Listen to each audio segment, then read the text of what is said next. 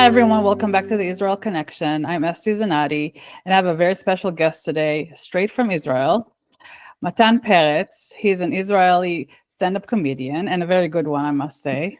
No, thank you. And he's a content creator who gained a lot of exposure worldwide due to his Hasbara content following October 7 attacks. He is also a reservist in the IDF and was on the front line early on during the current war. Hi, Matan. Hi, how's it Thank you for going? joining me today. Thank you for having me. So like I mentioned, as an audience member, I must say you're a really good stand-up comedian from what I've Thank you. seen. How did you even begin this journey through comedy? Was it something you always wanted to do? Oh, wow, it's that kind of podcast. Okay. How did I start stand-up comedy? Oh God, I hate that question so much. Um, basically, I wanted to do this my entire life, but I didn't have the courage, so I did a lot of stuff. Um, Instead, like music and I worked in sales for years. Then when I was about to turn 30, I went to this like a stand-up comedy night for beginners, and I just wanted to try. So I went on stage, and ever since I'm a stand-up comedian. Okay. Do you have any inspirations in comedy from Israel or outside of Israel? I don't know. It's There's a lot of like great comedians out there, and there's a lot of great stand-up comedians that I really truly look up to. But lately, after the war like started, and everybody had an opinion, um, I got really disappointed like deeply from a lot of comedians that I thought were my idols. Like obviously Dave Chappelle, Mhm. recently Bill Burr, Joe Rogan. Um, yeah, those people who I thought were geniuses and have really like and a special outlook on life really disappointed me. So I don't really know. Mm. Nothing in Israel, like no specific Israeli comedian that you look up to.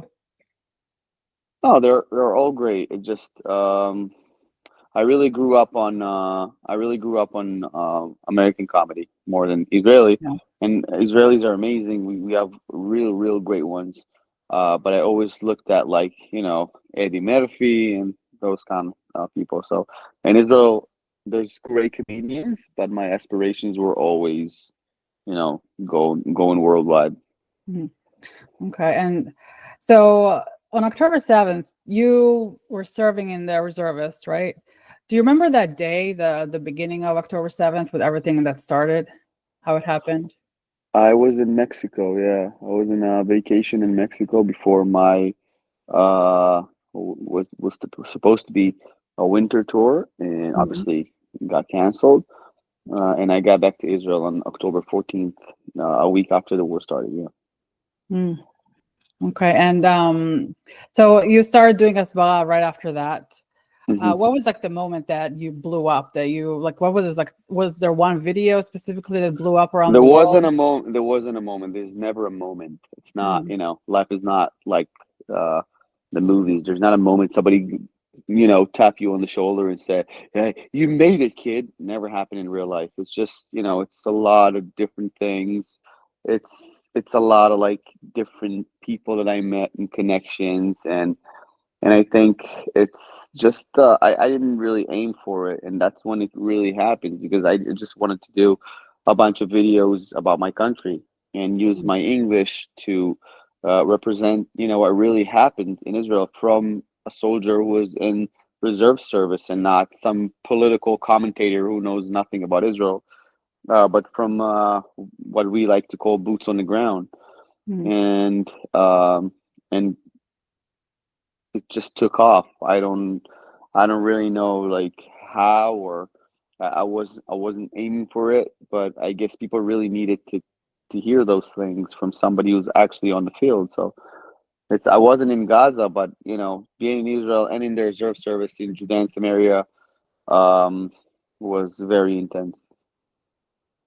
And So following the everything that happened and also as well, how soon did you start performing again after October 7th?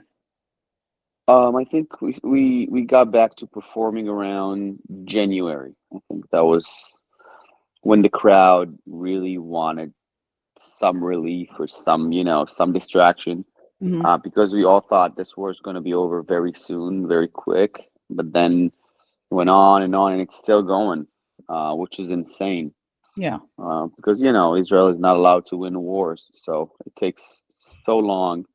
And so I think January 2024 was the moment people were like, okay, it doesn't seem to be over soon. We just need some, distract us from this terrible situation. So we got back on January. Yeah. Yeah. And how did the audience receive that? They asked for it. Yeah. It's yeah. I wasn't ready to get back. I wasn't ready. I was sure it's gonna take a long time before anybody was ready to laugh again, and we all took it in consideration. All the stand-up comedians. The thing is that I'm like one of like maybe four stand-up comedians who's Hmm. actually like an active reserve service. So most of them were just like performing to troops, but I was the troops, so I didn't Yeah. really. Yeah. So yeah, we didn't know, but the crowd was like, just sell tickets, just tell us where to go. They needed that, so yeah, the escapism effect. So yeah, sure. We did what they asked us for. Like we didn't open shows and we're like, please guys, come over. No, Yeah.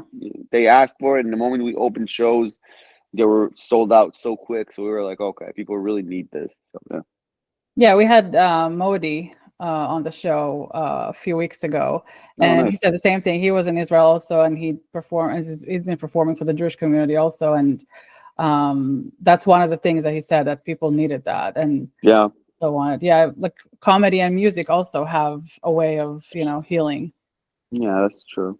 Yeah. So what did that mean to you? Like going on the on stages right after, did it make you feel any better? Did it kind of was it some kind of like a therapy kind of for you, or you just did it purely for the audience? It was. I think it was just. It was like It was very therapeutic as a group. For me as the performer, and for them as a crowd, it was very like we needed to talk about those things, and even not necessarily about the war, but just like take hour and 15 minutes and just don't care about what's going on, Yeah. and then after the show ends, we all go back to our private sorrows and our private situations and stories. But during that hour and 15 minutes, it's just we're having fun, and people needed that more than ever. And Was it like also the comedians. yeah. Well, I'm sure. I can only imagine for you guys what it feels like to be on the stage and just making those people Yes. laugh in the worst time possible. Like worst time for Israel is people and just making people laugh, giving them some kind of a Yeah. moment of, just to be happy for a moment. Was there anything like surprising, like a person that showed up to one of your shows or like something that you were surprised about? Um, I don't know about surprise, but it was around, I think, like the end of 2024, I think, when somebody came to one of my shows, and then she DM'd me on Instagram because someone didn't like one of my jokes, so he made it very public about like he posted stuff about the show, whatever. But I don't really, I don't really care about that because if you don't like something, sure, Yeah. the world is not, doesn't revolve around you. You don't like it, just don't come to the shows. It's all good. Like I never take it too seriously. But I posted it on my Instagram story, and I was like, listen, guys, if you're offended easily or you're a snowflake, please don't come to my shows. Like you won't enjoy. I won't take your money. I want to be fully like transparent. If you're easily offended, don't come to my shows. And and on that story, I got a DM from a girl that was in my show, and she said she wrote that she lost a few friends at the Nova Festival, Mhm. and the first time she allowed herself to enjoy and have a good time and laugh was at one of my shows in Tel Aviv. and she said that she left the show and she felt like it's okay to laugh. So that was the moment for me that I was like, I don't care about anything else.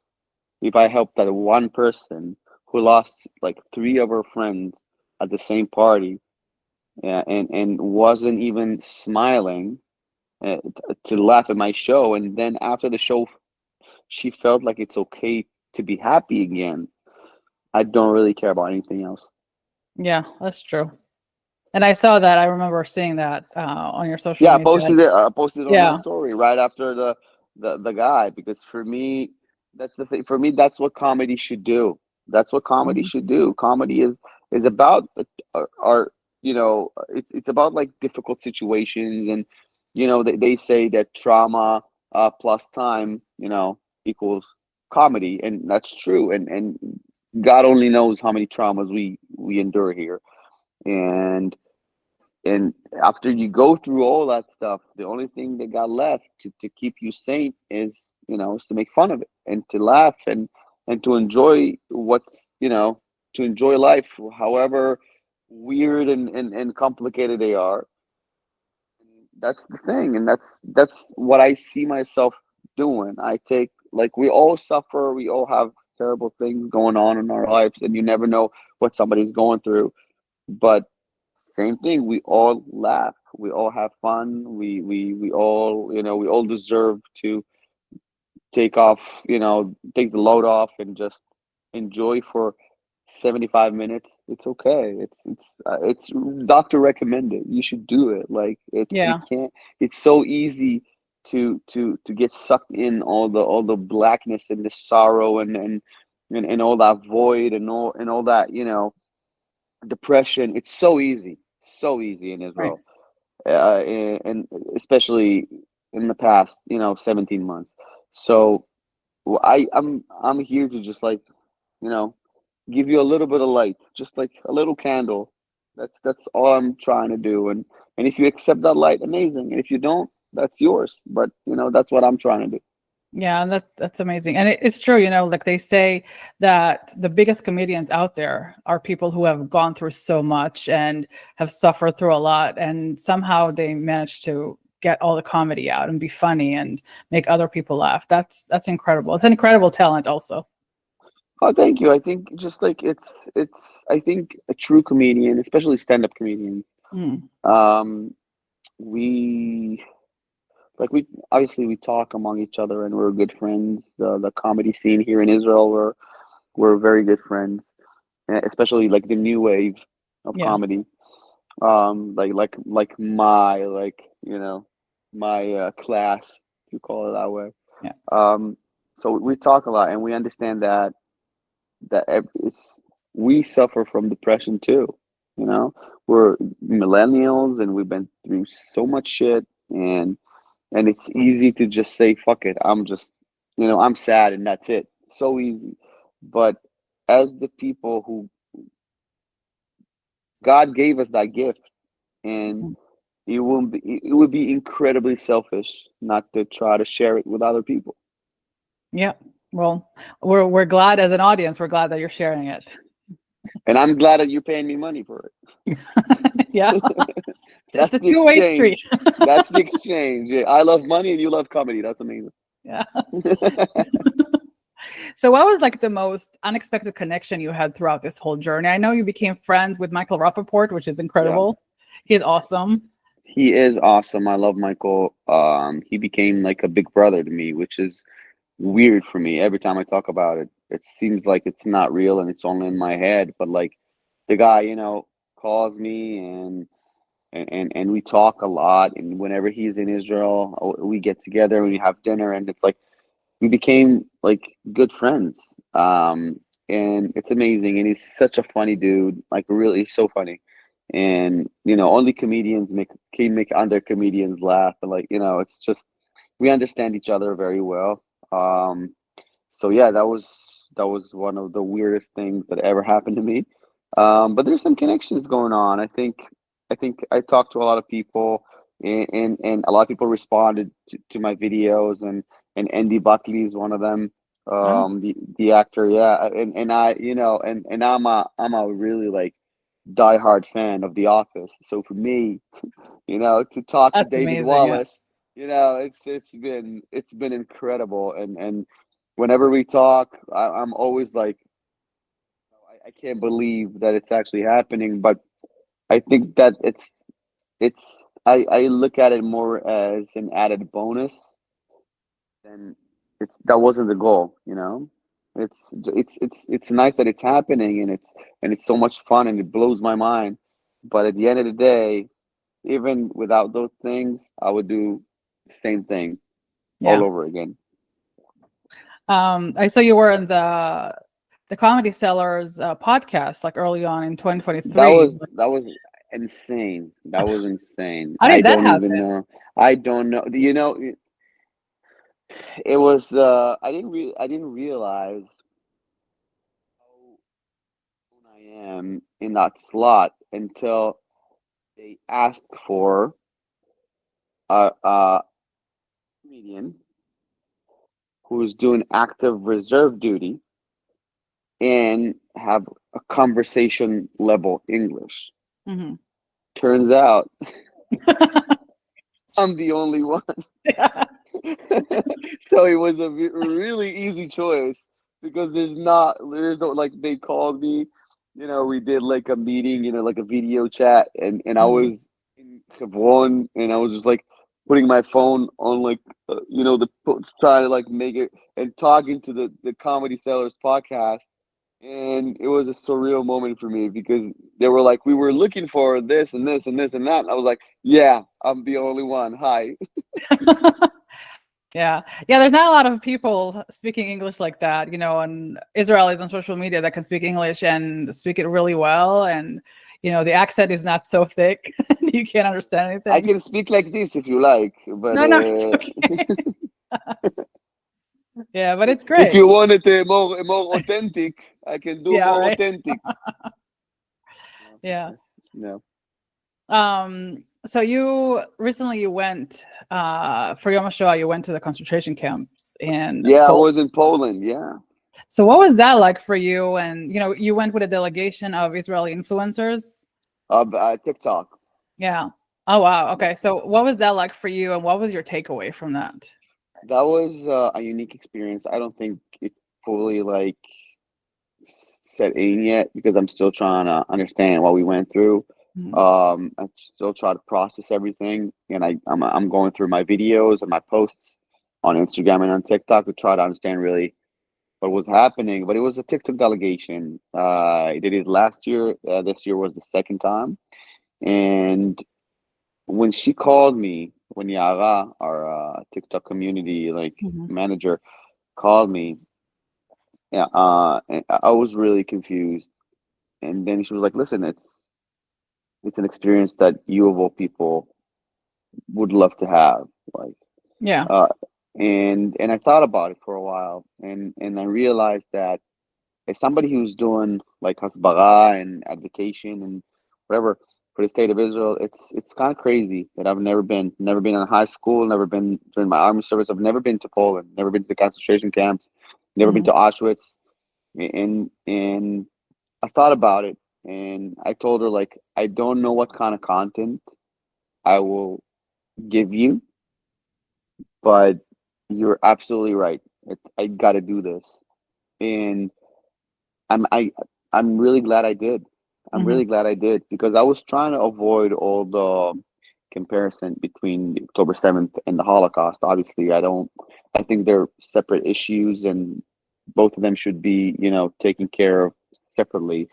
But again, it's what happens when anti-Semitism gets to its peak, you know? Yeah. It's anti-Semitism at its best, quote unquote, right? Mhm. So when you see what happened 80 years ago, um, and then 17 months ago, you tell yourself, like, okay, like, we will eventually, we will always stand on the ruins of our enemies. That's what happens Yeah. throughout history. through Right. and bigger empires and stronger empires. And we didn't have a country, and now we have a country, and we have an army, and we got borders, and it's not perfect, but what country is, you know? And so at least we got that, because when those Jews back in the day had no one to turn to and nowhere to run, now it's a different situation. And it was it was very important for me, and I think every Jew and everyone who doesn't understand what anti-Semitism is should go there and visit and see with your own eyes. I'm a very big supporter of go and see. Don't take anyone word for it. Like, do not. That's why I was so disappointed by Joe Rogan, for example, Yeah, I was because gonna ask you about that too, because I saw the video that you made. Yeah. because you talk about Israel constantly, like, and you always take the other side. You always make fun of like, oh, they had to kill the innocent because of like, you claim to know so much. You claim that your whole persona is, I don't believe anyone. I'm seeing for myself, which for me is, as someone who left religion because I had enough of people telling me what I should believe, Hmm. and just wanted to know for me what is right for me. As that person, as an ex-Orthodox, like truly like Haredi person, to see that guy whose whole persona is based on, I don't trust anyone, I believe only myself and my eyes. Prove it. Stand behind your words. Like, Right. your friend Elon Musk said at the beginning of this war, he said he's going to provide Starlink to every people, like to every person in Gaza, and he don't care if Israel will cut off the power. He will provide for the people in Gaza. Blah blah blah. Then he came here and he went 180. Yeah.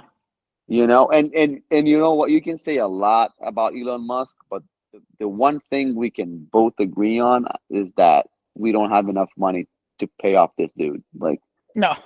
you know what I mean? Yeah. Like, you can say a lot of shit about Elon, but you can't say, "Oh, he's getting paid by the Zionists." No, he can No. literally buy Israel. So no. But if this guy came here, saw for himself the apartheid and all that bullshit that they talk about, and he said, "Okay, from now on, I'm walking around with like the dog tags of the hostages." Yeah. You, Joe Rogan, instead of making fun of Douglas Murray and acting like he's the fool, right? You should come here and see for yourself. And that's why that trip to Poland was so important to me, because you can see pictures all day. Every Holocaust Day memorial, you can watch every single movie.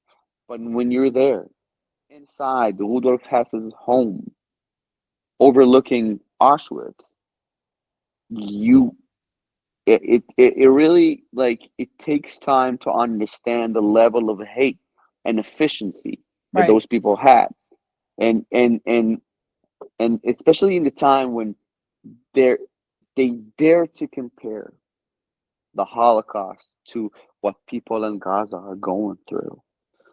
Go to Poland.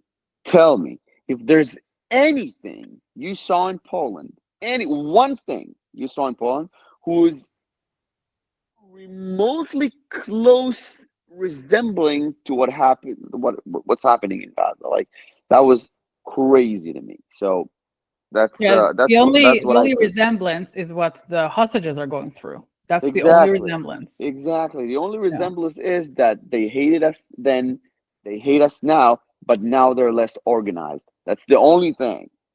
Now we can defend ourselves. Exactly. Yeah. So that's something that I really hope we'll get through, because if they hate us, they hate us. There's nothing you can say to convince Right. them. But if you have a little, even just a little bit of common sense, you should admit that you're wrong. And I've seen an article um that about, like, flat earthers, right? Hmm. And three of them went to the North Pole, to an observation point, or the South Pole, I don't really remember, to see for themselves if there's any situation of a 24-hour sun, right? Because if there is, that would throw the whole theory down the drains. Right. Because if you believe the world is flat, it can't be a situation of 24-hour sun. Hmm. And three of them went. I don't remember the names, but you can find it online. They all saw it. One of them said, "I'm sorry, I was wrong." And he got banned from his community. One of them. The other two just whatever, right? So even if you show people as bright as day, then if you're brainwashed enough, it can help you. You know, Yeah. you're too far gone. So hopefully Joe Rogan is not too far gone.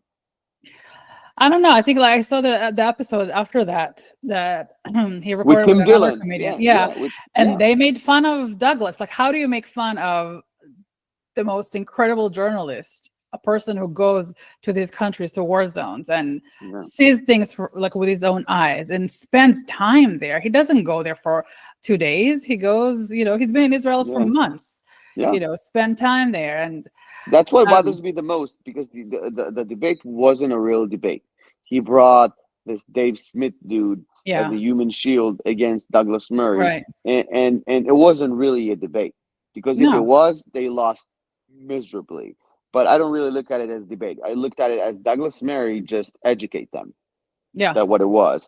And then, like an episode after, you're making fun of the guy who just educated you, like in the best way possible. Like you just sit there with your eyes wide open, like a gazelle, and looked at him like, okay. And then you make yeah. fun of this guy. Like, that's not, It's that's embarrassing. It's that's embarrassing. embarrassing, and it's not an intelligent move. Like you had so Mhm. many intelligent people on your podcast. You should know how an intelligent individual conduct themselves, and you weren't one. So Yeah, that was really terrible for me to it was like. just, yeah.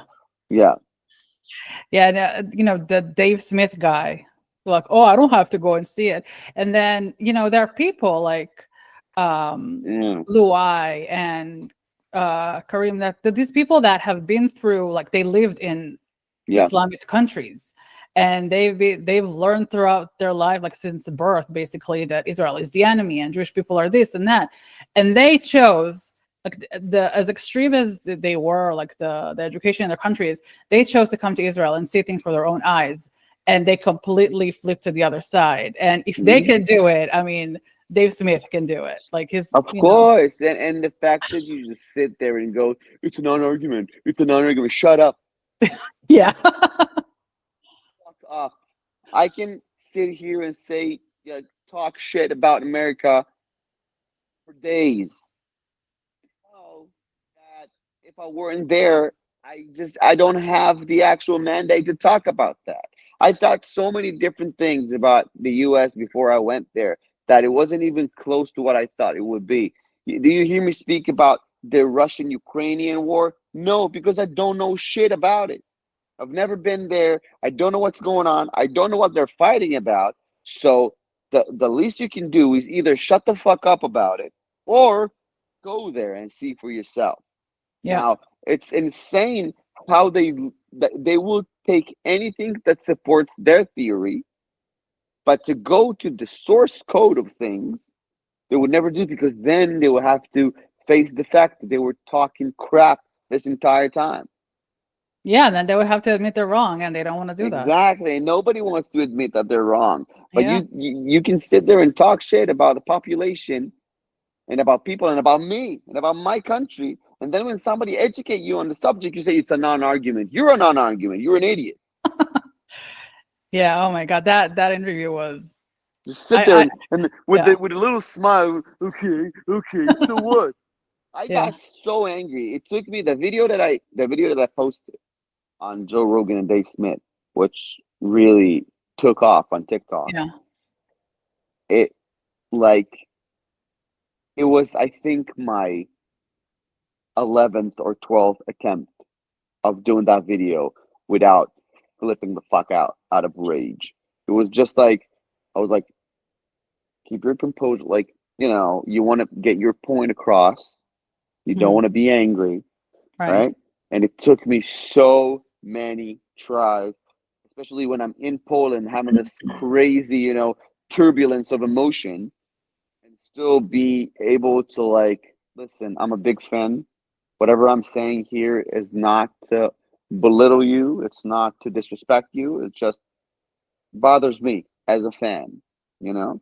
And I bet he saw that video. I hope he did. He He did. meant Dave. He saw the video. He saw Yeah. I because the people who share that video is, he knows. Yeah. So All right. Um, so like what other feedback did you get from it? Like, did you hear from your friends, from Michael Rappaport and from other people that saw that video? And did you hear from Douglas about this? from Douglas from Douglas, no. I wish I had. I really admire that man. And Michael, like he told me like, let's do it a collaboration because I want my audience to, to see that video as well. That was a big help. Yeah. Um, but yeah, it's I think I didn't do it to like, to get likes and shares. No, I did it to get my point across. That's all I wanted. And if I could send it to Joe Rogan personally on my WhatsApp, I wouldn't even post it. But Yeah. I just tagged him because that's how, is the best way for me to try to reach that guy. But if I could talk to him in person, I wouldn't need that video. Yeah, but I think it's important that people see it, like not just him. I think As it's important I because agree, yeah, I agree. There's a significance to people actually see it with their own eyes and understand and try to like to get the point that I was trying to get across, even though if mhm. it weren't for them, Yeah. it's a But big still, I'm sure some people needed to hear that too, because yeah, I'm sure he's not the only one who, thinks the way he does. of Yeah. course. So you have a couple of shows in English coming up in Israel, That's true. I right? got the 19th June 19th in Tel Aviv, which is Mhm. almost sold out. It's crazy. In Jerusalem, June 4th, at the Nocturno Coffee and Bar, which is a cozy little place which I love, and they have great shows over there. And I didn't want to take like a huge venue in Jerusalem because I Yeah. didn't want to just get over my head. So I took that place and already like almost like a few last few tickets, which is very exciting for me.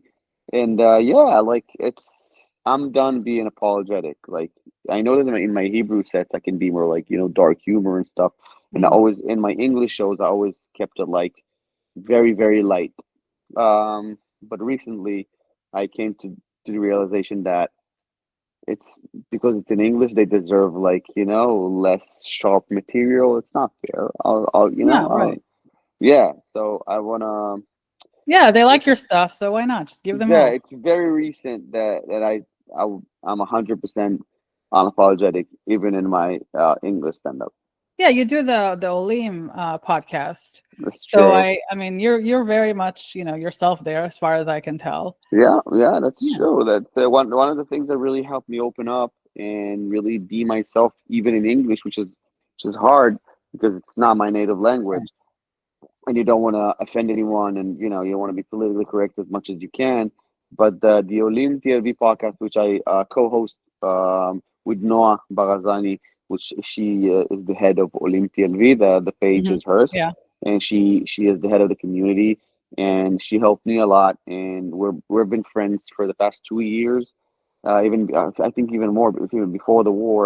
Even the past 3 years, and it's been amazing to really try to connect the international community, especially the Mhm. people who made Aliyah here, to the Israeli you Yeah. know ambience. That's cool. Do you have any plans on coming to the US for shows to perform here? I'm working with Erez Sefer. He's a promoter for the Laugh Factory, Mhm. and he's been here in Israel a few times. We did a few shows together, and he want to fly me out to the States, maybe September or October. I don't.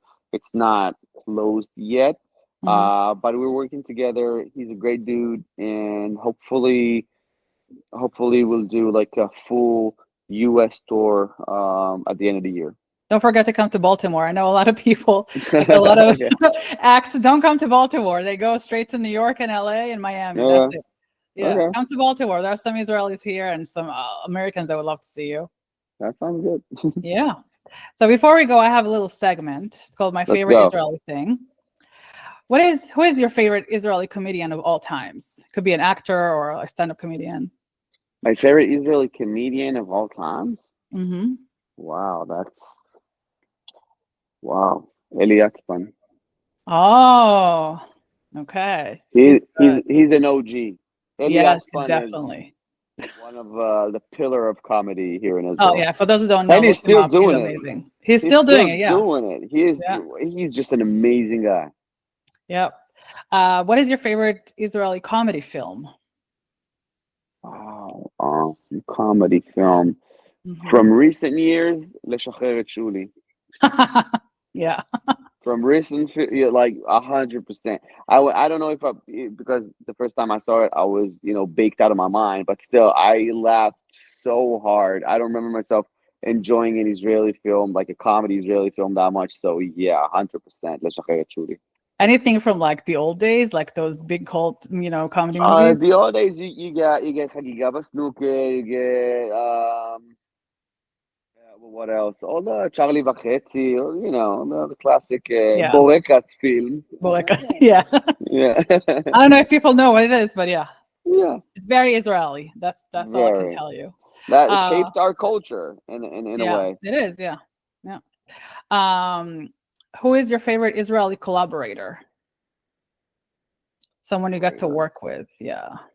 Oh, is my favorite Israeli collaborator Yes. that I got to work with? Hmm. That's a good question. Mm. I don't work. I don't work with people I don't love. So So they're all your favorites. I got so many offers. Hmm. Talking about the subject, I got so many offers to collaborate with so many different people, and I can tell you truly and honestly from the bottom of my heart that I didn't work with anybody I don't love, like because I don't have to. I rather not do Yeah. than do something with somebody I don't like. For exposure because they have a lot of following. I don't care less. Right. So whoever I'm collaborating with, I really appreciate what they do, and I love the person. So Yeah, it's important to connect with the person that you're working it with. is, it Yeah. is. I can tell you that the first time I met Yechiel Jacobs, Hmm. he's not Israeli, but just for the example, Yechiel Jacobs and Zach Marks and Ori Hmm. and Unico. Listen, those guys are so awesome. Really, they are. Like we had so much fun, almost forgot to like video, So Hmm. that's an example for like I need to meet you first if we have chemistry, and then maybe we'll think about a video. But I don't meet people for like let's make a video together. I don't know you, no. Yeah. Yeah, that's true, I guess. Yeah, and Yechiel Jacobs, he's hilarious. His He's so videos. funny, and Oh, he's such a sweetheart, by the he way. seems like it. He looks And like a also really nice Zach, guy. Yeah. both of the Zachs, Zach Hmm. Zach Fox and Zach Marks is such a sweetheart, and it's came across some weirdos. Gotta be honest. Like they're doing a great job of like advocating, but they're total weirdos. Yeah, I mean, But that's yeah, that's what it is. yeah, I You're bet not gonna you like would too. everybody. Yeah. Yeah, exactly, and it's fine. They're doing the fine work, but just like they're not my vibe. But the people that I mentioned, I really like. I really did love to collaborate with them, and we still friends, and we talk to each other on WhatsApp. So yeah. That's awesome. So since you are very much immersed in the podcast world in Israel, what is your favorite Israeli podcast? Wow, my favorite. You're gonna get me in trouble. Um, my favorite Israeli podcast. Good question. Favorite Israeli podcast. I think I'm kind of biased because Right. all of my friends are making podcasts now. So I listen to all of my friends because I build Legos all the time, and that's the best way to Yeah, listen to a podcast. To listen to a podcast while you're building Legos, I think that's the essence of life. Um, so there's so many good ones. I don't really like. I love obviously my friend's podcast, all the comedy one. But my favorite one that I was a part of is Bagag Shel Itzchaki. You know that one? Itzchaki's Roof. Yeah. You know that one?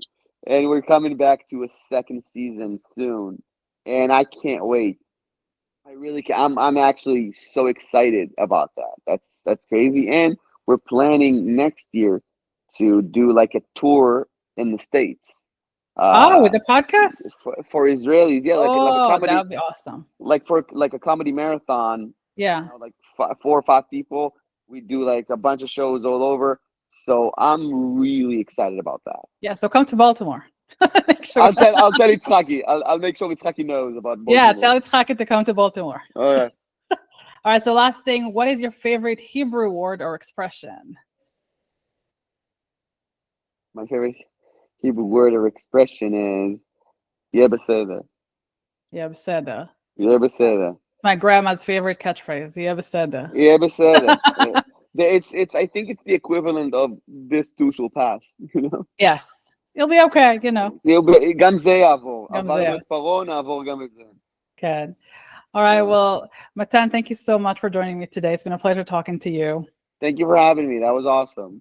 Thank you. And thank you all for listening. Until next time.